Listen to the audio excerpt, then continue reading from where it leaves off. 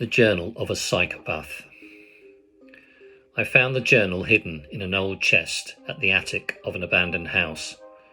The pages were yellowed with age and the ink had faded in some places, but the words were still legible. The journal belonged to a man who called himself the Psychopath. The first entries were mundane, describing his daily routine and the weather, but as I read on, the tone of the writing changed. The Psychopath began to talk about his experiments and subjects.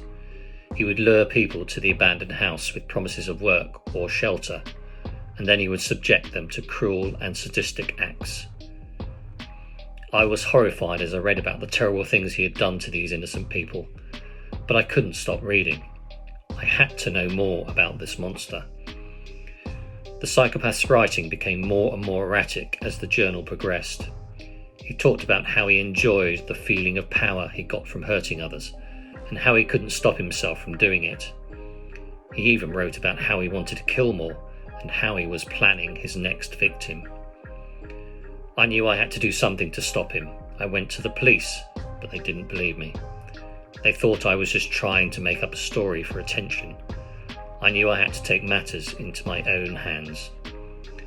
I returned to the abandoned house, determined to stop the Psychopath once and for all. But when I got there, I found that he was already one step ahead of me. He had set traps all over the house, and I was caught in one of them. I woke up in a dark room, tied to a chair.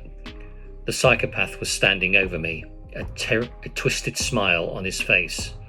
He told me that I was his next subject, and that I was going to be the one to finally push him over the edge.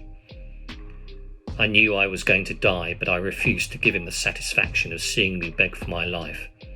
I spat in his face and told him that he was a monster.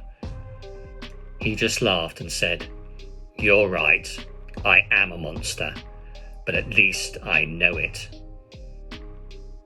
And with that, all I remember was darkness.